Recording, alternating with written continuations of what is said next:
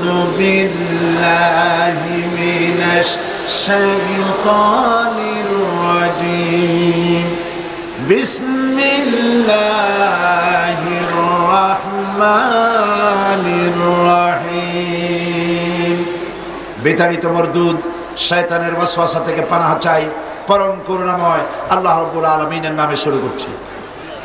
ইয়া আইয়ুহাল্লাযীনা আমানু হাল আদুল্লুকুম আলা তিজারাতিন তুনজিকুম মিন আযাবিন আলীম তু'মিনুনা বিল্লাহি ওয়া রাসূলিহি وتجاهدون في سبيل الله بأموالكم وأنفسكم ذلكم خير لكم إن كنتم تعلمون صدق الله العظيم وتجاهدون في سبيل الله بأموالكم وأنفسكم যালিকুম খায়রুল লাকুম ইন কুনতুম তা'লামুন। আল্লাহর রাস্তায়, এটা হলো 3 নম্বরের পুঁজি। আল্লাহর রাস্তায় জিহাদ করতে হবে মাল দিয়ে আর জান দিয়ে। যালিকুম খায়রুল লাকুম, এরই মধ্যে তোমাদের কল্যাণ নিহিত। ইন কুনতুম তা'লামুন, যদি তোমরা ইসলামকে বুঝে থাকো তাহলে এরই ভেতরে এই 3টি জিনিস বোঝা আর আমল করার মধ্যেই তোমাদের কল্যাণ নিহিত রয়েছে। বলি আলহামদুলিল্লাহ। এখন জিহাদ, ওয়া তুজাহিদুনা ফি সাবিলিল্লাহ, আল্লাহর রাস্তায় জিহাদ করতে হবে। জিহাদ কাকে বলে?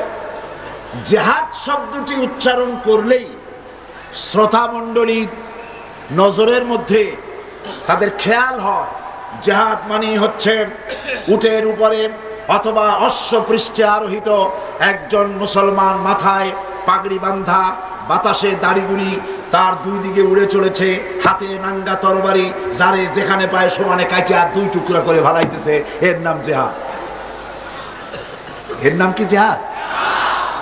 অমুসলিমদের হাতে কলম ছিল, ওয়ালাকিন কলমদার কাফে দুশমনাস্ত, দুশমনদের হাতে কলম ছিল। মুসলমানদের শ্রেষ্ঠ ইবাদত ইমানের পরেই শ্রেষ্ঠ ইবাদত কোনটি? عن أبي ذر رضي الله تعالى عنه قال قلت يا رسول الله أي العمل أفضل قال الإيمان بالله والجهاد في سبيل الله। হযরত আবু যর রাদিয়াল্লাহু তাআলা আনহু জিজ্ঞেস করছেন, হে রাসূল, সবথেকে আফজল আমল কোনটি? হুজুর বলেছেন ঈমান। তারপরে কোনটি? তারপরে হচ্ছে আল্লাহর রাস্তায় জিহাদ। সেই জিহাদকে গোটা দুনিয়ার মানুষের সামনে খারাপ ভাবে চিত্রিত করেছে অমুসলিমরা। শুধু অমুসলিম লেখক, সাংবাদিক নয়, সাহিত্যিক নয়, আরো এক শ্রেণী কাজ করেছে। তারা কারা? বলবো তাদের কথা।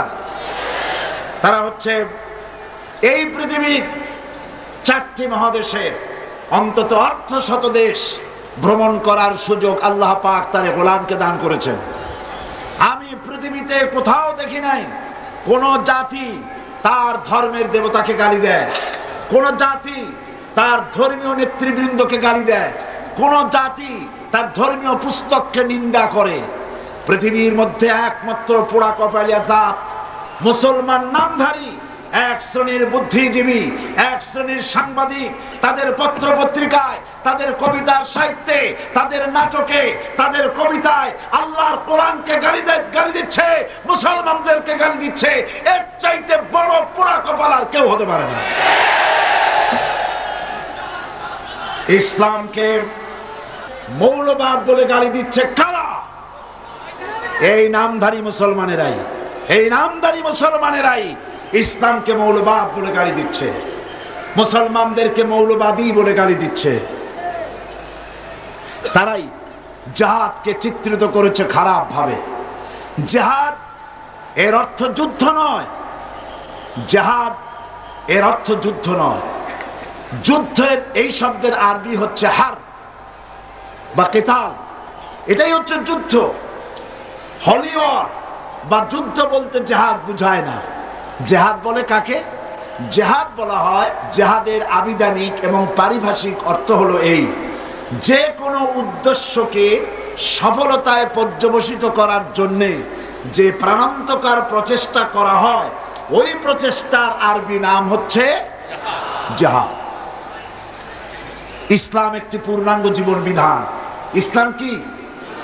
পূর্ণাঙ্গ জীবন বিধান। এই জীবন বিধানকে ব্যক্তি, পরিবার, সমাজ ও রাষ্ট্রে কার্যকরী করার জন্য লিখনী শক্তির মাধ্যমে, বক্তব্যের মাধ্যমে, একটু আগে আওলাদ রাসূল আপনাদের সামনে যে বক্তব্য রেখেছেন, এটা হচ্ছে বক্তব্যের জেহাদ। এটা কি? বক্তব্যের জেহাদ। আর কলম দিয়ে অন্যায়ের প্রতিবাদ করা, এটা হচ্ছে কলমের জেহাদ। এই রাস্তায় পয়সা খরচ করা আর্থিক জেহাদ। এই রাস্তায় চূড়ান্ত ভাবে যখন লড়াই শুরু হয়, তখন অস্ত্র দিয়ে অস্ত্রের মোকাবেলা করে জেহাদ হচ্ছে জেহাদের চূড়ান্ত রূপ। সুতরাং এই জেহাদ মুসলমানদের জন্য ফরজ করা হয়েছে। আল্লাহ রাব্বুল আলামিন বলেন, আল্লাযীনা আমানু ইউকাতিলুনা ফি সাবিলিল্লাহ, যারা নাকি ঈমানদার, তারা লড়াই করে, সংগ্রাম করে, জিহাদ করে আল্লাহর রাস্তায়। ওয়াল্লাযীনা কাফারু ইউকাতিলুনা ফি সাবিলিত তাগুত, আর যারা নাকি কাফের, তারা লড়াই করে তাগুতের পথে। কার পথে লড়াই করে? তাগুতের পথে। তাগুত কাকে বলে? তাগুত বলা হয় যে শক্তি নিজে শুধু আল্লাহর আইন অমান্য করে বসে থাকে না, অন্যদেরকেও অমান্য করতে বাধ্য করে, তাকে আরবিতে কি বলা হয়? তাগুত। নদীর পানি, কর্ণফুলীর পানি যতক্ষণ পার দুই কিনারাকে রক্ষা করে প্রবাহিত হয়, ততক্ষণ বলা যায় কর্ণফুলীর নদীর পানি নদীর আইন মেনে চলছে। কিন্তু যদি এই পানি জলোচ্ছ্বাস হয়ে, প্লাবিত হয়ে, দুকুল চেপে কেনারা প্লাবিত করে দেয়, তখন আরবিতে এটাকে বলা হয় তগাল বাহার, অর্থাৎ দরিয়ার ভিতরে তাগুতি শক্তি এসেছে, সীমা লঙ্ঘনকারী শক্তি এসেছে। আপনারা লক্ষ্য করুন, কোরআন শরীফে আল্লাহ পাক বলছেন, হযরত মূসা আলাইহিস সালামকে আল্লাহ পাক পাঠাইছিলেন কার কাছে? আল্লাহ রাব্বুল আলামিন বলেন, ইযহাব ইলা ফিরআউনা ইন্নাহু তাগা, হে মূসা, ফিরআউনের কাছে যাও, যেহেতু ফিরআউন সার্কাস হয়েছে, সীমা লঙ্ঘন করেছে, তার কাছে চলে যাও, তার কাছে গিয়ে দ্বীনের দাওয়াত দাও। সুতরাং এই তাগুতি শক্তির বিরুদ্ধে লড়াই করে যারা, তারাই হচ্ছে মুমিন। আর যারা কাফের, তাগুতের বিরুদ্ধে যারা লড়াই করে, তারা হচ্ছে মুমিন। আর তাগুতের পক্ষে যারা লড়াই করে, তারা হলো কাফের। এই পৃথিবী হচ্ছে আল্লাহ পাকের। এই পৃথিবী কার? আল্লাহ পাকের। এই পৃথিবীতে আল্লাহ ছাড়া অন্য কারো সৃষ্টি আছে? সমস্ত সৃষ্টি জগৎকে কে সৃষ্টি করেছেন? চিল্লায় বলুন। সে আল্লাহ রাব্বুল আলামিন শুধু মুসলমানদের নয়, আমি আজকে আলোচনার শুরুতেই সম্বোধন করেছি অমুসলিম ভাইদেরকেও। লক্ষ্য করেছেন? তার কারণ কি? তার কারণ হচ্ছে কোরআন শরীফ শুধু মুসলমানদের জন্য আসে নাই। হাদা বায়ানুন লিন্নাস হুদাল লিন্নাস, এটা আসছে গোটা পৃথিবীর সমস্ত মানব মণ্ডলীর জন্য। সেই জন্য আল্লাহ পাক তিনি ঘোষণা করছেন, ইয়া আইয়ুহান নাসু উবুদু রাব্বাকুমুল্লাযী খালাকাকুম ওয়াল্লাযীনা মিন ক্বাবলিকুম লাআল্লাকুম তাত্তাকুন। হে মানব সকল, হে বিশ্বের মানব সকল, উবুদু রাব্বাকুম আয় আতিউ রাব্বাকুম, দাসত্ব করো, গোলামি করো কেবলমাত্র তোমার সেই রবের, যিনি তোমাদেরকে সৃষ্টি করেছেন এবং তোমাদের পূর্বপুরুষদেরও যিনি সৃষ্টি করেছেন, তার আনুগত্য করো, তার গোলামি করো। গোলামি করার মধ্যেই শান্তি। কিসের মধ্যে শান্তি? বলেন সবাই, কিসের মধ্যে শান্তি? গোলামি করার মধ্যেই শান্তি। কার গোলামি? পীর সাহেবের গোলামি, মন্ত্রীর গোলামি, রাষ্ট্রপ্রধানের গোলামি, খাজা বাবার গোলামি, কার গোলামি? আল্লাহ রাব্বুল আলামিনের গোলামির ভিতরেই শান্তি। আল্লাহ পাক বলছেন আফাগায়রা দীনিল্লাহি ইয়াবগুন ওয়ালাহু আসলামা মান ফিস সামাওয়াতি ওয়াল আরদি তাওআন ওয়া কারহা। তোমরা কি আল্লাহর দেওয়া বিধান ছেড়ে দিয়ে অন্য কারো ব্যবস্থা গ্রহণ করতে চাও? ওয়ালাহু আসলামা মান ফিস সামাওয়াতি ওয়াল আরদ, অথচ আকাশে যা কিছু আছে, জমিনে যা কিছু আছে, সব আইন মেনে চলছে কার? আরো জোরে বলুন, ওয়ালাহু আসলামা মান ফিস সামাওয়াতি ওয়াল আরদ। আকাশে যা আছে, জমিনে যা আছে, সব আইন মানতেছে আল্লাহর আইন মানে বলে মহাশূন্যে চন্দ্র, সূর্য, গ্রহ, নক্ষত্র, সৌররাজি সব শান্তির ভিতরে আছে। দরিয়ার ভিতরে মাছেরা শান্তিতে আছে, জঙ্গলের ভিতরে জঙ্গলি প্রাণীগুলি শান্তিতে আছে। আল্লাহর আইন মানে বলে, আর আল্লাহর আইন যারা মানে না তাদের মধ্যেই চরম অশান্তি। কারা মানে না আল্লাহর আইন? কারা মানে না? মানুষের আল্লাহর আইন মানে না, সেজন্যই অশান্তি। এই পৃথিবীর অশান্তি দূর করার জন্য পৃথিবীর মানুষেরা চেষ্টা কম করে নাই। চেষ্টা করেছে কিনা বলে? পৃথিবীর মানুষেরা চেষ্টা করেছে কিনা? মানুষেরা এই পৃথিবীর মানুষকে শান্তিতে রাখার জন্য চেষ্টা করেছে। সেই চেষ্টা করে তারা 1920 সনে প্রথম বিশ্বযুদ্ধ হয়ে যাওয়ার পর লিগ অব নেশনস তৈরি করেছিল, যাতে করে আর যুদ্ধ বিগ্রহ না হয়। কিন্তু লিগ অব নেশনস যুদ্ধ বন্ধ করতে পারে নাই। 1939 সনে আবার বিশ্বযুদ্ধ শুরু হয়ে গেল। এই যুদ্ধ চলল 1945 সন পর্যন্ত, যেটাকে সেকেন্ড গ্রেট ওয়ার বলা হয়, দ্বিতীয় বিশ্ব মহাযুদ্ধ। এই দ্বিতীয় বিশ্ব মহাযুদ্ধে কোটি কোটি মানুষ ক্ষতিগ্রস্ত হলো, লক্ষ লক্ষ মানুষ মারা গেল, কোটি কোটি বিলিয়ন ডলারের ক্ষতি হলো গোটা পৃথিবীর। আর যাতে যুদ্ধ না হয় সেজন্য তৈরি হলো ইউএনও, ইউনাইটেড নেশনস অর্গানাইজেশন, আকওয়ামে মুত্তাহিদা তৈরি হলো, জাতিসংঘ তৈরি হলো। আমি প্রশ্ন করতে চাই, এই জাতিসংঘ কি মানুষের পৃথিবীর কোনো উপকার করতে পেরেছে? কোনো উপকার করতে? জাতিসংঘের অবস্থা দেখলে আমার কাছে এরকম মনে হয়, আমি আরো একবার বোধহয় এখানে বলেছিলাম, এক বাড়িতে আগুন লেগেছে। আগুন লাগার পর সে চিৎকার মেরে বলছে, ভাইয়ের আমার, বোনের আমার বাড়িতে আগুন লেগেছে, যার কাছে যা আছে তাই নিয়ে ঝাঁপায় পড়ো। তোর এক বন্ধুর ছিল টেইলরিং শপ, বন্ধুর বাড়ি আগুন লেগেছে শুনে সে তখন কি নিয়ে যাবে? যার কাছে যা আছে তাই নিয়ে যেতে বলেছে। ওর চতুর্দিকে ছিল কাপড়ের টুকরা, এক বস্তা কাপড়ের টুকরা নিয়ে ছুটলো বন্ধুর বাড়ির আগুন নেভাবার জন্য। আর একজনের ছিল রাইস মিল, 2 বস্তা তুষ আর কুড়া নিয়ে ছুটলো। আর একজনের ছিল সমিল, 1 বস্তা কাঠের গুঁড়া নিয়ে ছুটলো। আর একজনের ছিল পেট্রোল পাম্প, মাশাআল্লাহ, কয়েক শত গ্যালন পেট্রোল নিয়ে ছুটলো। বন্ধুর বাড়ি কি নিভাবে? আগুন নিভাবে। এই সব বন্ধুদের উপকরণ গিয়ে যখন পড়লো আগুনের মধ্যে, তখন বেচারার যাও 2-1খানা খুঁটি বাঁচতো, তাও শেষ। জাতিসংঘের অবস্থা তাই হয়েছে। পৃথিবীর মানুষের শান্তি দেওয়ার জন্য বলল, যার কাছে যা আছে তাই নিয়ে আসো। রাশিয়া বলল, আমার কাছে সমাজতন্ত্র আছে, ঢেলে দিল তাই। আমেরিকা বলল, আমার কাছে পুঁজিবাদ আছে, ঢেলে দিল তাই। আরেকজন বলল, আমার কাছে ন্যাশনালিজম আছে, ঢেলে দিল তাই। ভারত বলল, আমার কাছে ধর্মনিরপেক্ষতার পশাবড়ি আছে, ঢেলে দিল তাই। সুতরাং পৃথিবীর মানুষের তৈরি করা এই সব মতবাদ ঢাললো যেই জাতিসংঘের মধ্যে, সেইখানে পৃথিবীর অশান্তির আগুনের ভিতরে ঘৃতাহুতি দিয়ে গোটা দুনিয়ার অশান্তির আগুনকে 1000 গুণে প্রজ্বলিত করে দিয়ে দুনিয়ার মানুষকে ভেজে পুড়ে শেষ করে দিল।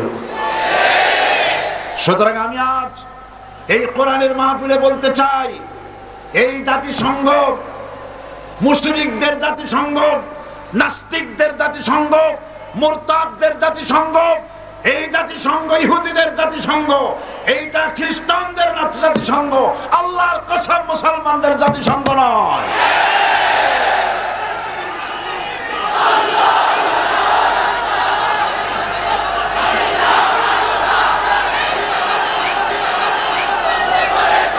মুসলমানদেরকে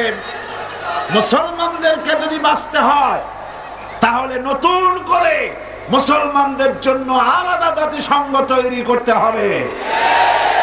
তাহলেই পৃথিবীর মানুষ সেই ইসলামের আইন দিয়ে পৃথিবীর মানুষ শান্তি পেতে পারে। বিশ্বব্যাপী শান্তির মূল ফর্মুলা দিয়েছেন আল্লাহ। কে দিয়েছেন? আল্লাহ রাব্বুল আলামিন শান্তির ফর্মুলা দিচ্ছেন। দুনিয়ায় কাফের বেঈমানেরা হাজারো জাতিসংঘ যদি বানায় শান্তি দিতে পারবে না। শান্তির জন্য আল্লাহ রাব্বুল আলামিন ফর্মুলা বলছেন, পদ্ধতি বলে দিচ্ছেন। তাআলাউ ইলা কালিমাতিন সাওয়াইন বাইনানা ওয়া বাইনাকুম আল্লা না'বুদা ইল্লাল্লাহ ওয়া লা নুশরিকা বিহি শাইআ। আল্লাহ পাক বলছেন, হে নবী আপনি বলেন, কুল তাআলাউ ইলা কালিমাতিন সাওয়াইন বাইনানা ওয়া বাইনাকুম। এসো হে আহলে কিতাব, হে খ্রিস্টান জগৎ, এসো তোমরা আর আমরা এমন একটা কথায় একীভূত হই, একত্রিত হই, যা তোমাদের জন্য আর আমাদের জন্য সমভাবে প্রযোজ্য। এমন একটা কথায় আমরা একত্রিত হই। সেই কথাটা কি? সেই কথা হলো আল্লাহ না'বুদা ইল্লাল্লাহ, আল্লাহ ছাড়া কারো দাসত্ব করব না। আল্লাহ ছাড়া কারো দাসত্ব করব না। আল্লাহ ছাড়া কারো গোলামি করব না। ওয়ালা নুশরিকা বিহি শাইআ, আর আল্লাহর সাথে কাউকে শরীক স্থাপন করব না। ওয়ালা ইয়াত্তাখিযা বা'দুনা বা'দান আরবাবাম মিন দুনিল্লাহ, আর আমরা পরস্পর পরস্পরকে প্রভু হিসাবে কেউ কাউকে গ্রহণ করব না। এই তিনটা ছিল ফর্মুলা। শান্তির ফর্মুলা কয়টি? তিনটি। এই তিনটি ফর্মুলা অনুযায়ী যদি দুনিয়া চলতে পারত, এই দুরবস্থার সৃষ্টি হতো না। আল্লাহ ছাড়া কারো দাসত্ব করব না। আজকে এই কথা কি আমরা মানি? জোরে বলেন, মানি? আল্লাহ রাব্বুল আলামিন বলেছেন, وقاتلوهم حتى لا تكون فتنة ويكون الدين كله لله। লড়াই করো, সংগ্রাম করো, ততক্ষণ পর্যন্ত, সেই পর্যন্ত লড়াই করো যতক্ষণ পর্যন্ত তোমাদের ফিতনা ফাসাদের শেষ শিকড়টুকুনো উঠে না যায়, ততক্ষণ পর্যন্ত লড়াই করতে থাকো। আল্লাহর দ্বীন কায়েম না হওয়া পর্যন্ত লড়াই করো, সংগ্রাম করো। যদি এই লড়াই তোমরা না করো, এই সংগ্রামে যদি অংশগ্রহণ না করো, ইল্লা তাফআলুহু তাকুন ফিতনাতুন ফিল আরদি ওয়া ফাসাদুন কাবীর, তাহলে বিরাট ভাঙন আর বিপর্যয় তোমাদেরকে পড়তে হবে। যদি বাঁচতে চাও তাহলে অন্যায়ের বিরুদ্ধে তোমাদেরকে রুখে দাঁড়াতে হবে, মজলুম জনতার পাশে গিয়ে দাঁড়াতে হবে। আর চেচনিয়ার মুসলমানদেরকে রাশিয়া পেট্রোল দিয়ে পুড়িয়ে পুড়িয়ে মুসলমানদেরকে মেরে শেষ করে ফেলছে। দুনিয়ার মুসলমানদের কোনো কথা নাই। আছে কথা? আছে কথা? 12 কোটি দেশের 12 কোটি জনগণের দেশ এই বাংলাদেশে একটা সরকার আছে না মরে গেছে? এই সরকারের পক্ষ থেকে একটি কথাও চেচনিয়ার পক্ষে রাশিয়ার বিরুদ্ধে বলার মতো সাহস এদের নাই। কাশ্মীরের মুসলমানদের উপরে নির্যাতন চলছে, তাও সেখানে দেখার কেউ নেই। আল্লাহ পাক এর জন্য বলেছেন, ওয়ামা লাকুম লা তুকাতিলুনা ফি সাবিলিল্লাহি ওয়াল মুস্তাদআফিনা মিনার রিজালি ওয়ান নিসা ওয়াল বিলদানিল্লাযীনা ইয়াকুলুনা রাব্বানা আখরিজনা মিন হাযিহিল ক্বরিয়াতিয যালিমি আহলুহা। ওয়ামা লাকুম, তোমাদের কি হয়েছে? কেন লড়াই করো না, সংগ্রাম করো না ওই সব নিপীড়িত নিগৃহীত জনগণের পক্ষে যারা নাকি চিৎকার করে বলছে, নির্যাতিত আবাল বৃদ্ধ বনিতা চিৎকার মেরে বলছে, রব্বানা আখরিজনা মিন হাযিহিল ক্বরিয়াতিয যালিমি আহলুহা, আয় আল্লাহ তাআলা এই জালিম অধ্যুষিত এলাকা থেকে আমাদেরকে বহিষ্কার করো, আমাদেরকে আশ্রয় দাও, তোমার পক্ষ থেকে আমাদের জন্য সাহায্যকারী পাঠাও। এই বলে যখন চিৎকার মারে তখন তোমরা তাদের পক্ষ সমর্থন করে কেন সংগ্রামে লিপ্ত হও না। আল্লাহ রাব্বুল আলামিন একথা কোরআন শরীফে বলেছেন। বন্ধুগণ, আল্লাহর রাস্তায় জিহাদ, এই জিহাদ আল্লাহ পাক মুসলমানদের জন্য ফরজ করেছেন। কি করে দিয়েছেন? ফরজ করেছেন। এই জিহাদে রাসূল করিম সাল্লাল্লাহু আলাইহি সাল্লাম নিজে অংশগ্রহণ করেছেন। যারা বলেন ধর্ম এবং রাজনীতি আলাদা, তাদের জানা দরকার রাসূলুল্লাহ রাষ্ট্র পরিচালনা করেছেন, তিনি জিহাদ করেছেন ময়দানে। করেছেন না জিহাদ? জিহাদ করেছেন, রক্ত দিয়েছেন, দান মুবারক শহীদ করেছেন উহুদের ময়দানে। বুখারী শরীফের কিতাবুল মাগাজিতে এসেছে, উহুদের ময়দানে রাসূল করিম সাল্লাল্লাহু আলাইহি ওয়াসাল্লামকে চতুর্দিক থেকে ঘিরে ফেলেছে কাফেরেরা। তার প্রতি তীর নিক্ষিপ্ত হয়েছে। হুজুরকে এই তীর থেকে রক্ষা করার জন্য সাহাবায়ে কেরাম চতুর্দিকে দাঁড়ায় গেছে। শুধুমাত্র চতুর্দিক থেকে যে তীর আসতেছিল, তীরগুলো ঠেকাচ্ছিলেন সাহাবায়ে কেরাম তাদের পিঠ দিয়ে। হযরতে তালহা রাদিয়াল্লাহু তাআলা আনহু একা হযরত তালহার পিঠে রাসূলুল্লাহকে হেফাজত করার জন্য ৮০টি তীর প্রবেশ করেছিল। নবীজির দান মুবারক শহীদ হয়ে গেল। মাথার হেলমেট ভেঙে লোহার কড়া প্রবেশ করল। নবীজি জমিনের উপরে পড়ে গেলেন। হযরত আবু বকর, হযরত ওমর, হযরত উসমান, তিনজন সাহাবী রাসূল করিম সাল্লাল্লাহু আলাইহি ওয়াসাল্লামকে বহন করে উহুদের পাহাড়ের দিকে নিয়ে গেলেন। সেই পাহাড়ে যেখানে গিয়ে রাসূলকে আরাম করানো হবে, পাহাড়ের উপরে উঠতে উঠতে একটা জায়গা আছে যেখানে একটা মানুষ কোন রকম শুতে পারে, এরকম একটা জায়গা যেন করা মনে হয় যেন আল্লাহ জায়গা আগে থেকে তৈরি করে রেখেছিলেন। আমার নিজের চোখে দেখেছি পাহাড়ের ওই এলাকা যেখানে আল্লাহর নবীকে তিনজন সাহাবী বহন করে নিয়ে যাচ্ছিলেন। নবীজির কপাল থেকে রক্ত ঝরতেছে, দান মোবারক থেকে রক্ত ঝরতেছে। হুজুর নিজের চেহারা মোবারক ডলে এনে হাতের দিকে তাকায় বলতেছিলেন, আরে ওই জাতির কল্যাণ কি করে হবে যেই জাতি তার নবীর চেহারা রক্ত দিয়া লাল বানাইয়া দিল। নবীজি তাকে যখন উঠানো হচ্ছে, আল্লাহর নবীর এই বেহাল অবস্থা দেখে পাহাড় থরথর করে কাঁপতেছিল। পাহাড় এমন কাঁপা কেঁপেছে, পাহাড় চৌচির হয়ে গেছে, ফেরে গিয়েছে। রাসূলুল্লাহকে নিয়ে যখন ওটা হচ্ছিল, হযরতে আবু বকর ওমর দাঁড়াতে পারেন না, পাহাড় এমন কাঁপা কাঁপছে। নবীজি তখন বলছেন, উসবুতি ইয়া জিবাল, উসবুতি ইয়া উহুদ, ফাইন্না আলাইকা নবিয়াল্লাহ ওয়াস সিদ্দীক ওয়াস শাহীদাইন। ওরে পাহাড় উহুদ থেমে যা, তোর উপরে আল্লাহর নবী আছে, তোর উপরে একজন সিদ্দিক আছেন, তোর উপরে দুইজন শহীদ আছেন। হযরতে ওমর, হযরতে উসমান রাদিয়াল্লাহু তাআলা আনহুমা তারা শহীদ হবেন কবে তার আগে হুজুর ভবিষ্যৎবাণী করছেন, তোমার উপরে একজন নবী, একজন সিদ্দিক আর দুইজন শহীদ আছে, পাহাড় থেমে যা। পাহাড় থেমে গেল। নবীজি ইন্তেকাল করেছেন, শহীদ হয়েছেন, এই খবর ছড়িয়ে গেল মদিনায়। মদিনা থেকে একটা মহিলা দৌড়াতে লাগলো।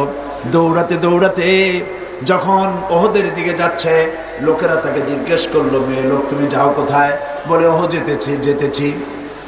লোকেরা বলছে উহুদে যে কোনো লাভ নাই, কারণ তোমার যে দুটি ছেলে এসেছিল জিহাদের ময়দানে, দুটো ছেলেই শহীদ হয়ে গেছে। মহিলা বলতেছেন, কে শহীদ হয়েছে শুনতে চাই না, তাড়াতাড়ি করে বলো আল্লাহর নবী কেমন আছেন। আবার অগ্রসর হয়েছেন। আরেকজন বলছে, মহিলা যাও কই? বলে উহুদে যেতেছি। কই যায় কোনো লাভ নাই, তোমার বাবা যে এসেছিলেন তিনি শহীদ হয়ে গেছেন।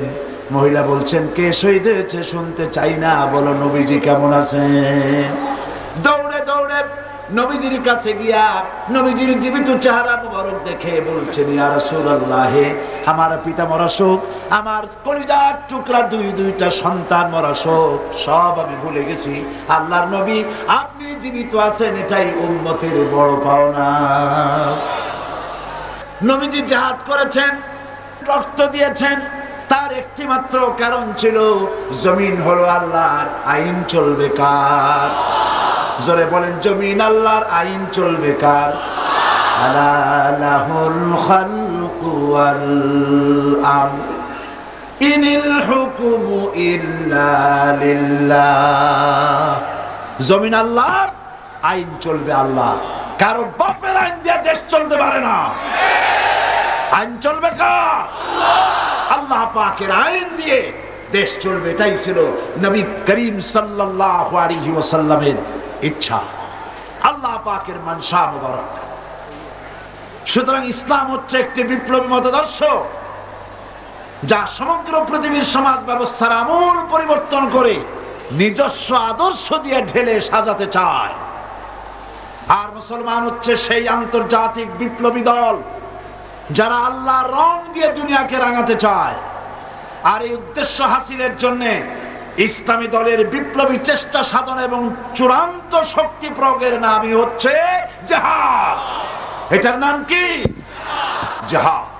ইহুদি, খ্রিস্টান, দুনিয়ার বিভিন্ন জাতি, তারা দেশ দখলের জন্য তারা যে লড়াই করে, এই লড়াইয়ের নাম দস্যুতা। এই লড়াইয়ের নাম কি? দস্যুতা। তারা দস্যু বৃত্তি করে দুনিয়ার ছোট ছোট দেশগুলিকে নিজেদের প্রধানত করার জন্য চেষ্টা চালায়।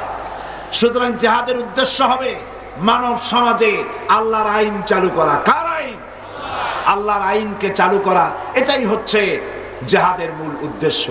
আর এই উদ্দেশ্যে যারা লড়াই করে, আল্লাহ পাক তাদের উপরে, তাদেরকে ভালোবাসেন, তাদের উপরে আল্লাহ পাক রহমত নাজিল করেন।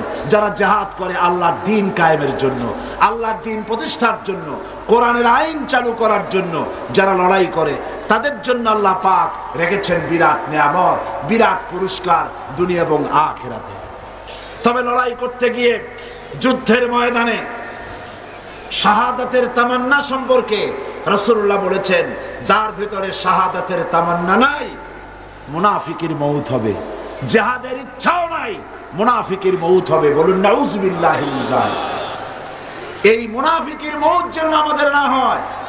জিহাদ, আপনারা কি জিহাদকে ভয় পান? রাসূলুল্লাহ বলেছেন,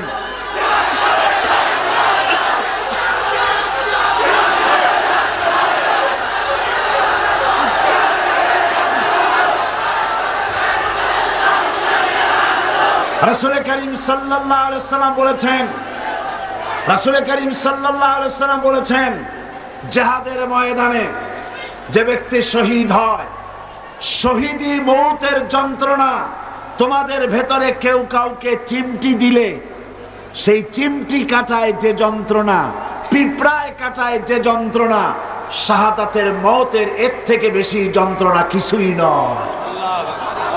তুমি দেখতেছো বোমায় পা উড়ে গেছে, মাথা উড়ে গেছে, নাড়ি বুড়ি বেরিয়ে গেছে, গুড়িতে এফোড় ওফোড় হয়ে গিয়েছে, ছটফট করছে, মনে করছে অনেক যন্ত্রণা। না, কোনো যন্ত্রণা নাই। এই মৃত্যু হচ্ছে সব থেকে সেরা মৃত্যু। এই মৃত্যুর একদিকে হচ্ছে দুনিয়া, শাহাদাত হচ্ছে সেতু। এই সেতু পার হলেই আল্লাহ রাব্বুল আলামিনের সঙ্গে দিদার নসিব হয়ে যাবে। হযরতে বুখারী শরীফে এসেছে, বুখারী শরীফে এসেছে, রাসূল করিম সাল্লাল্লাহু আলাইহি ওয়াসাল্লামের হিজরতের পর আব্দুল উজ্জা নামক এক যুবক, 20 বছরের যুবক, এতিম, চাচার কাছে তিনি প্রতিপালিত হচ্ছিলেন। তিনি রাসূলের হিজরতের পর চাচার কাছে গিয়ে বলছেন, চাচা, মুহাম্মদ সাল্লাল্লাহু আলাইহি ওয়াসাল্লামের সম্পর্কে আপনার ধারণা কি? তো বলছে, তিনি তো শেষ নবী বলি তিনি বলেন, লোকেরাও বলে। আব্দুল উজ্জা বলছেন, আপনি কি মুসলমান হবেন? তিনি বলছেন, কখনোই না। ভাতিজা বলছেন, আমার তো ইচ্ছে ছিল আপনি মুসলমান হলে আমার জন্য ইসলাম কবুল করা সহজ হয়ে যায়। তা আপনি যখন ইসলাম কবুল করবেন না, তখন আপনাকে সাক্ষী রেখে আমি বলছি, আমি আর ধৈর্য ধারণ করতে পারছি না। আমি ঘোষণা করলাম, সাক্ষী আপনি থাকুন। আল্লাহকে সাক্ষী রেখে বলছি, আমি আর কাফের রইলাম না, আমি মুসলমান হয়ে গেলাম। লা ইলাহা ইল্লাল্লাহু মুহাম্মাদুর রাসূলুল্লাহ। জোরে পড়েন লা ইলাহা ইল্লাল্লাহ, লা ইলাহা ইল্লাল্লাহ, লা ইলাহা ইল্লাল্লাহ,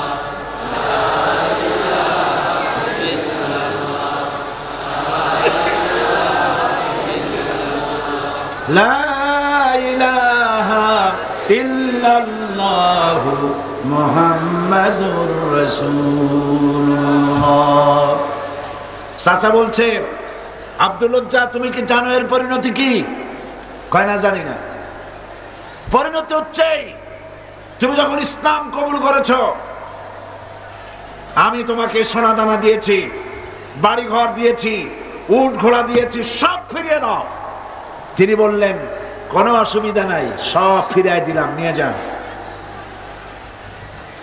চাচা বলছে এতেই হবে না, তোমার গায়ের জামা, তোমার পরনের লুঙ্গি আমার দেওয়া, এটাও ফেরত দাও। যুবক ছেলে গায়ের জামা এবং পরনের লুঙ্গিও খুলে দিয়ে দিলেন।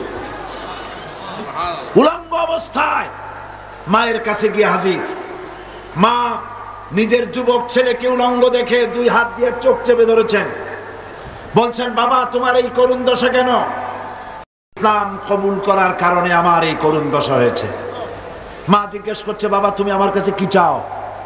তিনি বললেন, আমি এখন বিশ্বনবী মুহাম্মদ সাল্লাল্লাহু আলাইহি সাল্লামের কদম মোবারকের কাছে হাজির হতে চাই। আমাকে এক টুকরা কাপড় দিয়ে মা তুমি আমাকে সাহায্য করো। মা বলছে, আমার কাছে তো কোনো কাপড় নাই। একটা ছেঁড়া কম্বল তিনি দিয়ে দিলেন। এই কম্বলটা তিনি পরলেন, এক টুকরা গায়ে দিলেন ছিঁড়ে, আর এক টুকরা পরলেন, তা হাঁটুর উপরে থাকলো, হাঁটু ঢাকলো না।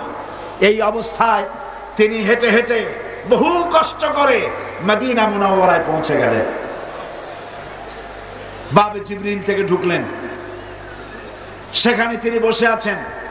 রাসূল করিম সাল্লাল্লাহু আলাইহি সাল্লাম হুজরা শরীফ থেকে বেরিয়ে দেখেন এক যুবক, মাথার চুলগুলো এলোমেলো, চোখ কোটরগত, সফরের আসর তার চেহারার মধ্যে, হাঁটু বের করা, মসজিদে নববীতে বসা। তুমি কে? তিনি বললেন, আমার নাম আব্দুল উজ্জা। তোমার এই হালত কেন? তিনি ঘটনা শোনালেন। নবীজি বললেন, তোমার নাম আব্দুল উজ্জা নয়, তোমার নাম রেখে দিলাম আব্দুল্লাহ, তুমি আব্দুল্লাহ। হাদিস শরীফে এর নামই এসেছে, ওনার নামই এসেছে আব্দুল্লাহ যুলবাজাদাইন। তাকে নেওয়া হলো আসহাবে সুফফার কাছে, নিয়ে রাসূলুল্লাহ বললেন, একে কোরআন শরীফ শিখাও। আসহাবে সুফফা হচ্ছেন সেই সব সাহাবী যাদের বাড়ি নাই, ঘর নাই, স্ত্রী পুত্র কোথায় আছে খোঁজ নাই, যারা এখানে বসে আল্লাহর দ্বীনের জন্য ঘর বাড়ি নাই, এখানে বসে থাকেন, খাবার পাইলে খান, আর খাবার না পাইলে তারা বসে থাকেন। রাসূলুল্লাহর কাছে কোনো খাবার এসে তা দেওয়া হয়। আসহাবে সুফফার চবুতরা এখনো মসজিদে নববীর মধ্যে আছে। যারা হজ করতে গেছেন মদিনা মুনাওয়ারায় তারা দেখেছেন। যারা যেতে পারেন নাই, আজকের এই তাফসীরের মাহফিলে দোয়া করি, আল্লাহ যেন এই মাহফিলে যত লোক এসেছে সমস্ত মুসলমান নরনারীকে একটা বার রাসূলুল্লাহর রওজায় গিয়ে সালাম দেওয়ার তৌফিক দান করে দেন। আল্লাহ পাক যেন হজ নসিব করে দেন। সাহাবায়ে কিরাম, আসহাবে সুফফা, আব্দুল উজ্জা কি, আব্দুল্লাহ কি কোরআন শরীফ শিখাইছেন, কোরআন শরীফ শেখাচ্ছেন, আর আব্দুল্লাহ জোরে জোরে কোরআন তেলাওয়াত করেন। তার চিৎকারে, জোরে জোরে তেলাওয়াতের কারণে সাহাবীরা ঘুমাইতে পারেন না, নামাজে ডিস্টার্ব হয়। রাসূলুল্লাহ আসছেন পরে, তারা বললেন, ইয়া রাসূলুল্লাহ, আব্দুল্লাহকে নিষেধ করুন, তার চিল্লানিতে আমরা নামাজ পড়তে পারি না, ঘুমাইতে পারি না, চিল্লাইয়া কোরআন শরীফ তেলাওয়াত করেন। নবীজি বললেন, সাহাবীরা আব্দুল্লাহকে চিল্লাইতে দাও, বাধা দিও না, কারণ তার ইসলাম কবুল করা বড় চড়া দাম দিয়ে ইসলাম কবুল করেছে, লুঙ্গিটাও আনতে পারে নাই। ইত্যাবসারে তাবুকের যুদ্ধের দামামা বেজেছে, রোমানদের সঙ্গে লড়াই হবে। নবীজি তাবুকের যুদ্ধের জন্য, জিহাদের জন্য চাঁদা চাইলেন। যার কাছে যা আছে, আল্লাহর দ্বীন প্রতিষ্ঠার জন্য চাঁদা দাও। এই চাঁদা দেওয়া মাদ্রাসায়, মসজিদে, ইসলামের জিহাদে চাঁদা দেওয়া নতুন ব্যাপার নয়। আল্লাহর নবী নিজে ইসলামের জন্য টাকা চেয়েছেন, পয়সা চেয়েছেন। নবীজি যখন নিজে টাকা চেলেন, মেয়ে লোকেরা গলার হার খুলে দিলেন, কানের দুল, নাকের ফুল সব খুলে রাসূলের কদমের উপরে ছেড়ে দিতে লাগলেন। টাকা পয়সা সোনা দানার স্তূপ হয়ে গেল। হুজুর এদিক ওদিক তাকায় বলেন, সাহাবীরা সবাইকে তো দেখে আমার আবু বকর কোথায়? হযরতে আবু বকর একটা খুঁটির আড়ালে দাঁড়ানো ছিলেন। তাকে যখন হুজুর ডাকলেন, সিদ্দিক আকবর রাদিয়াল্লাহু তাআলা আনহু তিনি খামের আড়াল থেকে বেরিয়ে আসলেন, হাতে ছোট্ট একটা থলি। সেই থলিটা হুজুরের হাতে তুলে দিলেন। নবীজি থলির মুখ খুলে ঢাললেন, কয়েক কেজি গম পড়ল আর কয়েকটা দিরহাম। হুজুর হযরত আবু বকরের দিকে তাকায় দেখেন, হযরত আবু বকরের চোখের পানি দাড়ি ভিজে ভিজে পড়ছে। নবীজি জিজ্ঞেস করলেন, আবু বকর, আল্লাহর নবী হযরত আবু বকরের এই দৃশ্য দেখে উপস্থিত সাহাবীদেরকে বললেন, ও সাহাবীরা, তোমরা আজকে সবাই মিলে তাবুকের জিহাদের যে চাঁদা দিয়েছো, যে সাহায্য করেছো, তোমাদের সকলের দানের তুলনায় আল্লাহ পাকের কাছে আবু বকরের দানের মর্যাদা বেশি হয়ে গেছে। তারা প্রশ্ন করলেন, তা কেমনে হলো? মনে মনে চিন্তা করলেন। নবীজি তাদের মনের অবস্থা বুঝতে পেরে আল্লাহ পাকের নবী জিজ্ঞেস করলেন, অমুক অমুক সাহাবী, তোমরা কি দিয়েছো আর বাড়িতে কত আছে? সবাই বললেন, এত দিয়েছি, এত আছে। হযরত ওসমান তো বলেছিলেন, আমার জীবনের সঞ্চিত সমস্ত সম্পদের অর্ধেক এনে নবীজির কদমে হাজির করেছি, আর অর্ধেক আমার বাড়ি আছে। প্রত্যেকেই বলেছে, এত দিয়েছি, এত আছে। হযরত আবু বকরকে যখন নবীজি জিজ্ঞেস করলেন, আবু বকর, তুমি কত দিয়েছো আর বাড়িতে কত আছে? হযরত আবু বকর রাদিয়াল্লাহু তাআলা আনহু বলছেন, ইয়া রাসূলুল্লাহ, আল্লাহ রাব্বুল আলামিনের কসম করে বলি, আবু বকরের ঘরে জাগতিক সম্পদ বলতে যা বোঝায় সবটুকু এনে নবীজির কদম মুবারকে হাজির করে দিয়েছি আমার ঘরে। এখন আল্লাহ তার রাসূল ছাড়া কোনো জিনিস বাকি নাই। হযরতে আব্দুল্লাহ এই দানের অবস্থা দেখলেন, নিজে কিছুই দিতে পারেন নাই। যুদ্ধে রওনা করলেন নবীজি ৩০,০০০ সৈন্য নিয়ে। আল্লাহর নবী রওনা করেছেন তাবুকের দিকে, আর কাফের রোমান সৈন্যরা এসেছে ২ লাখ। তারা কয় লাখ? ২ লাখের প্রস্তুতি। আর রাসূল নিলে ৩০,০০০। সেনাপতি কে? হ্যাঁ মুসলমান। যারা বলো ধর্ম আর রাজনীতি আলাদা, ঈমান নষ্ট হয়ে যাবে। রাসূলুল্লাহ সেনাপতি। কিছু দূর অগ্রসর হওয়ার পর হযরত আব্দুল্লাহ জুলবাজাদাইন নবীজির কাছে এসে বলছেন, ইয়া রাসূলুল্লাহ, এই তাবুকের জিহাদের জন্য আপনার সকল সাহাবী, পুরুষ মেয়ে লোক সবাই মিলে সাহায্য করলো, কিন্তু আমার ভাগ্য খারাপ, কিছুই দিতে পারলাম না, আমার তো কিছু নাই। তবে হুজুর, আমি আপনার কাছে দোয়া চাই, আপনি আমার জন্য দোয়া করেন, আজকের এই জিহাদের ময়দানে আমি যেন আমার জীবনটা দিয়ে দিতে পারি। নবীজি বললেন, আব্দুল্লাহ, একটা ডাল থেকে একটা ডাল, একটা বাকল, একটা গাছের ছাল নিয়ে আসো। আব্দুল্লাহ গাছের একটা ছাল নিয়ে আসলেন। হুজুর, বুখারী শরীফের হাদিসে এসেছে, নবীজি ওই ছালটা নিয়ে হযরত আব্দুল্লাহর হাতে বেঁধে দিয়া বললেন, আল্লাহ, আমি আব্দুল্লাহর রক্ত কাফেরদের জন্য হারাম বানাইয়া দিলাম। হযরত আব্দুল্লাহ ডুকরে কেঁদে উঠলেন, বললেন, ইয়া রাসূলুল্লাহ, আমি চাইলাম জীবন দিতে, আর আপনি আমার রক্ত কাফেরদের জন্য হারাম করে দিলেন। নবীজি বললেন, আব্দুল্লাহ, এরপরে যদি তোমার মউত বিছানার উপরে হয়, তাবুর মধ্যে জ্বরেও যদি তোমার মউত হয়, আল্লাহ রাব্বুল আলামিন শাহাদাতের দরজা তোমারে দিয়ে দিবে। নবীজি তাবুকের মাঠে এলেন। কাফের বেঈমানেরা রাসূলুল্লাহ ৩০,০০০ সৈন্য নিয়ে আসছেন, এটা শুনে ২ লাখ ময়দান থেকে ভাগে গেছে। সুবহানাল্লাহ।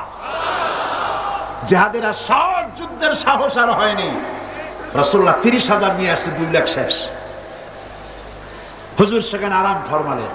কয়েকদিন পর নবীজির কাছে খবর এলো, ইয়া রাসূলুল্লাহ, আব্দুল্লাহ আজকে কদিন জ্বরে ভুগে তাবুর মধ্যে ইন্তেকাল করেছে। নবীজি বললেন জানাজার ব্যবস্থা করো, গোসলের ব্যবস্থা করো, কাফনের ব্যবস্থা করো।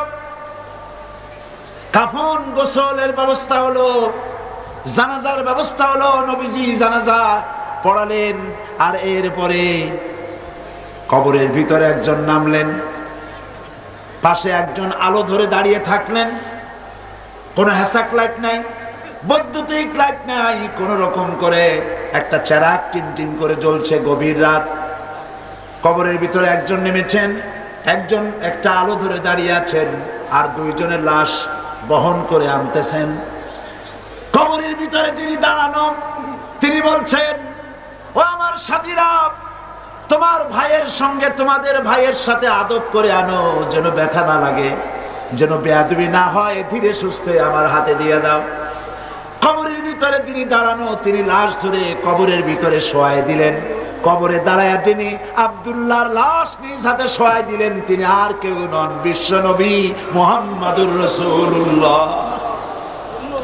আর যে দুজনে লাশ ঘাড়ে করে টেনে এনেছিলেন, সেই দুজন হচ্ছেন হযরত আবু বকর রাদিয়াল্লাহু তাআলা আনহু, হযরত ওমর রাদিয়াল্লাহু তাআলা আনহু। পাশে লাইট ধরে চেরাগ ধরে যিনি দাঁড়ানো, তিনি হযরত বেলাল রাদিয়াল্লাহু তাআলা আনহু।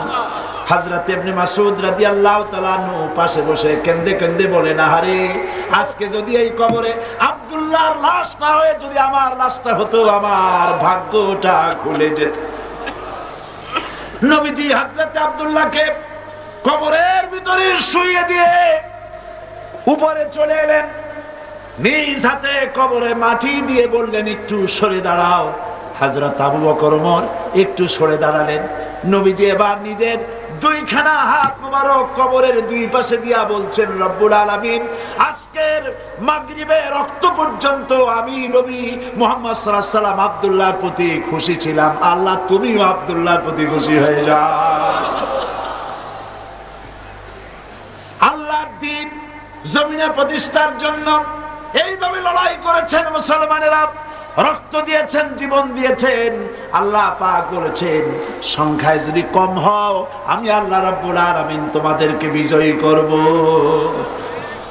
ওয়ালা তাহিনু ওয়ালা তাহজানু ওয়া আনতুমুল আ'লাউনা ইন কুনতুম মুমিনিন। কোনো ভয় নাই, কোনো চিন্তা নাই, যদি মুমিন হও অবশ্যই আমি আল্লাহ তোমাদেরকে জয়যুক্ত করব। তোমরা যদি 10 জন হও সাবের মুত্তাকি, 100-এর উপরে বিজয়ী করব। তোমরা যদি 100 মুমিন সাবের 1000-এর উপরে বিজয়ী করবে। ওয়াদা কা বলেন, ওয়াদা কা? হযরত সাদ বিন আবি ওয়াক্কাস রাদিয়াল্লাহু তাআলা আনহু 60,000 সাহাবীদের নিয়ে পারস্যের মহারাজ নগর অবরোধ করে টাইগ্রিস নদীর কিনারে দাঁড়িয়েছেন। রাতের আধারে, অন্ধকার রজনী, শ্রাবণের খরস্রোতা নদী, উত্তাল ঢেউ চলছে। জিজ্ঞেস করছেন, ইসলামের পতাকা এ পর্যন্ত থাকবে, না নদীর ওপারেও ইসলাম নিতে চাও? সাহাবীরা বললেন, সেনাপতি, আপনি যা নির্দেশ করবেন সেটাই মানব। আমরা এই দরিয়ার ওপারেও ইসলামকে নিয়ে যেতে চাই। সাহাবায়ে কেরাম যে রক্ত দিয়েছেন, কোরবানি করেছেন, স্যাক্রিফাইস করেছেন, আমাদের মা বাবার রক্ত সব সাহাবীদের পায়ের উপরে উৎসর্গ করে দিলেও ঋণ শোধ হবে না। ময়দানে হযরত সাদ বলছেন, 60,000 অশ্বরোহী, উষ্ট্রারোহী সেনাবাহিনী আমার সাথে, সকলে উচ্চারণ করো, নাস্তাঈনু বিল্লাহ ওয়া নাতাওয়াক্কালু আলাইহি, হাসবুনাল্লাহ নি'মাল ওয়াকিল, নি'মাল মাওলা ওয়া নি'মান নাসির। এটা উচ্চারণ করো, ঝাঁপায় পড়ো বিসমিল্লাহ বলে দরিয়ার বুকে রাতের অন্ধকারে হযরত সাদ বিন আবি ওয়াক্কাস 60,000 সৈন্য নিয়ে দরিয়া পার হয়ে ওপারে চলে গেলেন। একটা ঘোড়াও হারায় নাই, একটা মানুষও হারায় নাই। বিশ্বকবি আল্লামা ইকবাল, আল্লাহ জান্নাতুল ফেরদাউস নসিব করুন। দেখলাম তার এক কিতাবের মধ্যে তিনি লিখেছেন, खीरा न कर सका मगरिब की दवा दानिश, खीरा न कर सका मगरिब की दावदानिश सुरमा था आग का मेरा खाके मदीना। পাশ্চাত্যের চাকচিক্য আমার চক্ষুকে প্রতারিত করতে পারে নাই, কারণ মদিনার ধুলা বালিগুলো আমার চোখে সুরমা হয়ে লাগানো ছিল। আল্লামা ইকবাল সাদ বিন আবি ওয়াক্কাসের ঘটনাকে কি সুন্দর করে বর্ণনা করছেন শেরের মধ্যে। দস্তো দস্ত है दरिया भी न छोड़े हमने, दस्तो दस्त है दरिया भी न छोड़े हमने, बहर जुल्मत पे दौड़ा दिए घोड़े हमने। প্রান্তর তো প্রান্তর, শ্রাবণের খরচ্ছাস্রোতা উত্তাল তরঙ্গমালার উপর দিয়ে রাতের আধারে ৬০,০০০ সৈন্য নিয়ে আমরা মুসলমানেরা আফ্রিকার ভূখণ্ডে কালেমার পতাকা উড়াইছি। সেই মুসলমান আজ পৃথিবীতে ১৩০ কোটি মুসলমানের সংখ্যায় দিক থেকে এত বিপুল সংখ্যা হয়েছে, ইজ্জত নাই, সম্মান নাই। তারা আজকে ইজ্জত, সম্মান, ঈমান সব হারাচ্ছে। হযরতে সাদ যখন চলে গিয়েছেন আফ্রিকার ভূখণ্ডে, তাকে সেই জায়গার শাসকরা জঙ্গলের কাছে জায়গা করেছে, এখানে থাকেন। তাদের ধারণা ছিল জঙ্গলের হিংস্র প্রাণী, এরা এদেরকে মেরে শেষ করে ফেলবে, খেয়ে ফেলবে। তিনি বললেন, সাথীদের বললেন, একটা মঞ্চ বানাও। একটি মঞ্চ তৈরি হলো। তিনি মঞ্চের উপরে দাঁড়িয়ে বললেন, ইয়া আইয়াতুহাল হাসারাত والسباع نحن أصحاب رسول الله صلى الله عليه وسلم فارجعوا فإننا نازل فمن وجدنا بعده قتلناه। হে জঙ্গলের হিংস্র প্রাণীরা, শুনতেছেন কথা? কমান্ডার বলছেন, কমান্ডার ইন চিফ রাসূলুল্লাহর সাহাবী বলছেন, হে জঙ্গলের প্রাণীরা শোনো, আমরা রাসূলুল্লাহর সাহাবী, ইসলাম প্রচার করার জন্য এখানে এসেছি। এখানে আমরা রাত্রি যাপন করব। সুতরাং আমাদের নিরাপত্তার কারণে এই এলাকা থেকে তোমরা সব অন্যত্র চলে যাও। আমার এই ঘোষণার পর যদি কোনো হিংস্র প্রাণী আমাদের সামনে পড়ে, তরবারি দিয়া ফয়সালা করা হবে। আফ্রিকার লোকেরা মনে করলো পাগলেরা কয় কি, মানুষের কথা কি জঙ্গলের প্রাণীরা শোনে? ইতিহাস সাক্ষী, হযরতে সাদের এই ঘোষণার পরে স্থানীয় লোকেরা তাকিয়ে দেখলো, বাঘের লাইনে বাঘ, সাপের লাইনে সাপ, সিংহের লাইনে সিংহ, যার যার আন্ডা বাচ্চা কাঁধে করে মুখে করে সব এই এলাকা ছেড়ে অন্যত্র চলে গেল। আল্লাহর দ্বীন কায়েমের জন্য যদি মানুষ, মুসলমানেরা যদি অগ্রসর হয়, আজও আল্লাহ পাক সাহায্য করতে পারেন। কবি বলছেন, ফেজায়ে বদরে পয়দা কুন ফেরেশতে তেরি নুসরত কো উতর সকতে গর্দু সে কতর অন্দর কতর আবি। বদরের প্রান্তরে মুসলমানদের জীবন ছিল, মুসলমানেরা জীবন আর মনোবল নিয়ে দ্বীনের জন্য স্যাক্রিফাইস করেছেন। ওই ঈমান, ওই মনোবল যদি তোমাদের মধ্যেও হয়, আজ আকাশ থেকে কাতারে কাতারে ফেরেশতা তোমাদের সাহায্যের জন্য আল্লাহ অবতীর্ণ করে দিতে পারেন। সুতরাং এই জিহাদ ইসলামের জন্য জিহাদ, আল্লাহর দ্বীনকে জমিনে প্রতিষ্ঠা করার জন্য জিহাদ। আজ অত্যাচার চলছে কাশ্মীরে। ও মুসলমানেরা শোনো, অত্যাচার কাশ্মীরে, অত্যাচার চেচনিয়ায়, বসনিয়ায়, আফগানে, ইরিত্রিয়ায়, সোমালিয়ায়, সারা পৃথিবী জুড়ে মুসলমানদের উপর অত্যাচার চলছে। আপনারা কি ভয় পেয়েছেন?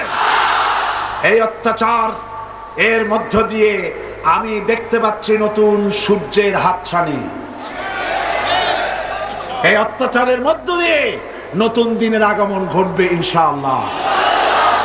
আমি বলে থাকি, মায়ের প্রসব যন্ত্রণা, মায়ের ডেলিভারির সময় যে প্রসব যন্ত্রণা হয়, এই যন্ত্রণা মায়ের জন্য, গর্ভবতী মায়ের জন্য গজব নয়, এটা রহমত। এটা কি রহমত? কারণ যদি প্রসব প্রসবের সময় বেদনা না হয়, তাহলে আর্টিফিশিয়াল পেইন সৃষ্টি করার জন্য ডাক্তাররা ইনজেকশন করে, তাতেও যদি না হয় সিজারিয়ান করে বাচ্চা বের করতে হয়, ঠিক না? তাহলে বেদনা হওয়াটা কি? আল্লাহর রহমত। এই বেদনা যখন হয়, গর্ভবতী মা কাঁদে, তার স্বামী কাঁদে, শ্বশুর কাঁদে, মা বাবা কাঁদে। কাঁদলেও এই কান্দা কোনো দুঃখের কান্দা না, কষ্ট হচ্ছে সেজন্য কান্দে, কিন্তু কান্দা কোনো দুঃখের কান্দা না। মনের মধ্যে একটা আনন্দ থাকে, আমার বৌমার, আমার স্ত্রীর, আমার বোনের, আমার মেয়ের যে কষ্ট হচ্ছে, এই কষ্টের মধ্য দিয়ে এক ফালি চাঁদের হাসি আমরা উপহার পাবো, একটা বাচ্চা উপহার পাবো। সুতরাং আজ পৃথিবীর কুবুরি শক্তির অত্যাচারে পৃথিবীর প্রসব যন্ত্রণা শুরু হয়েছে। পৃথিবীর এই প্রসব যন্ত্রণার মধ্য দিয়ে আগামী 31শে ডিসেম্বর রাত 12টা 1 মিনিটের পর যে নতুন দিনের উদয় হবে, 1 জানুয়ারি সকাল বেলায় যে সূর্য দিতে হবে, সেই সূর্য ধর্ম নিরপেক্ষতাবাদের জন্য নয়, সেটা সমাজতন্ত্রের জন্য নয়, জাতীয়তাবাদের জন্য নয়, নাস্তিকের জন্য নয়, মুরতাদের জন্য নয়, সেই সূর্য উদয় হবে আল্লাহর কোরআন শরীফের জন্য।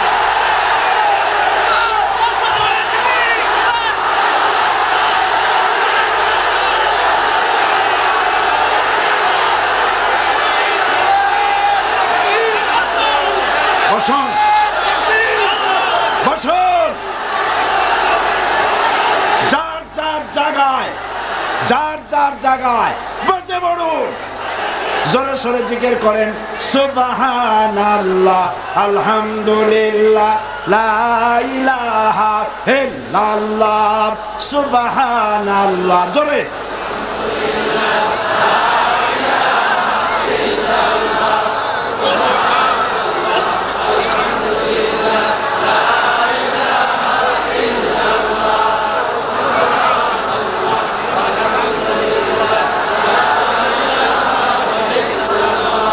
সুবহানাল্লাহ, আলহামদুলিল্লাহ, লা ইলাহা ইল্লাল্লাহ, সুবহানাল্লাহ, আলহামদুলিল্লাহ,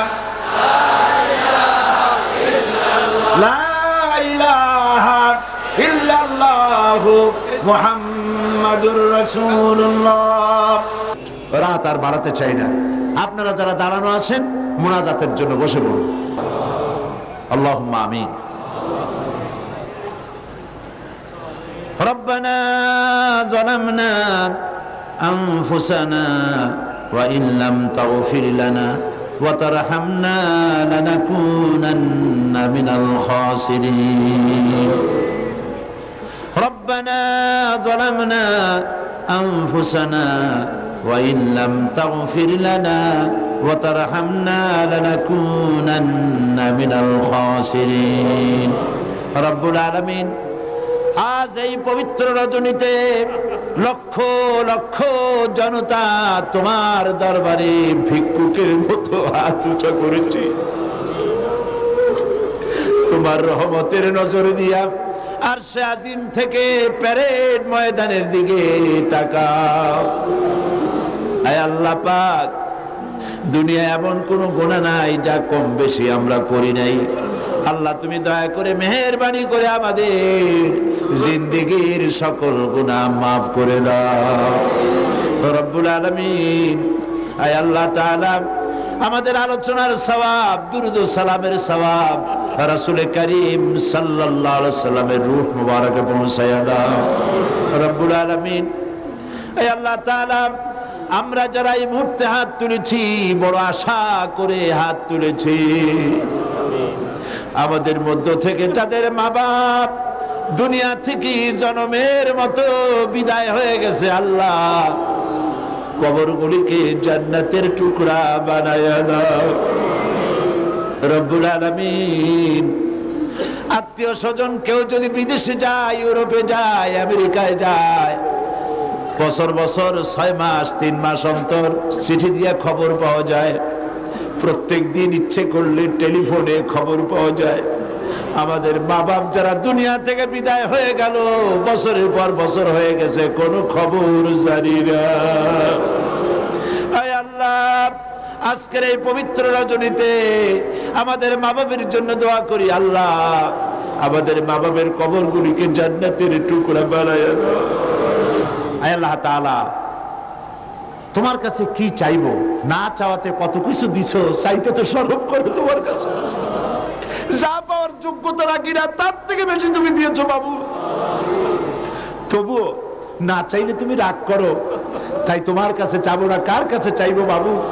যা চাইলাম তা দিও, যা চাইতে পারলাম না আমাদের জন্য দরকার সেটাও তুমি দিয়ে দিও, আর যেগুলি আমাদের জন্য অকল্যাণ তার থেকে আমাদেরকে তুমি বাঁচাই দিও।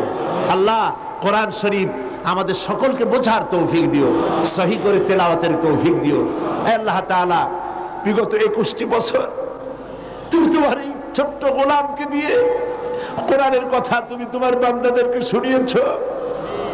এমনটি যেন না হয় যে আমি বললাম আর কিয়ামতে এই দুনিয়া আমল না করে তোমার কাছে আসামি হলাম, এমনটি যেন না হয়। যা তুমি বলার তৌফিক দিলে তা সব আমাকে আমল করার তৌফিক দিও বাবু। সমস্ত আলেমদেরকে আল্লাহ ঐক্যবদ্ধ হওয়ার তৌফিক দিও, সমস্ত ওলামাদেরকে স্বাস্থ্য ভালো করে দিও, পীর বুজুর্গদেরকে আল্লাহ, পীর বুজুর্গ আলেম ওলামা ইসলামী চিন্তাবিদ আল্লাহ সকলকে তুমি এক বানায় বাংলাদেশে ইসলামের রাষ্ট্র কায়েমের পথকে সুযোগ করে দিও।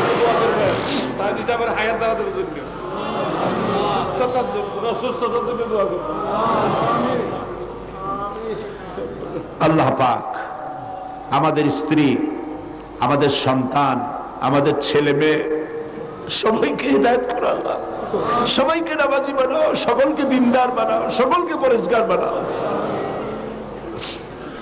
ربنا تقبل منا إنك أنت السميع العليم وتب علينا إنك أنت التواب الرحيم سبحان ربك رب العزة عما يصفون وسلام على المرسلين والحمد لله رب العالمين واجعل آخر كلمتنا عند الموت لا إله إلا الله محمد رسول الله। السلام عليكم ورحمة الله।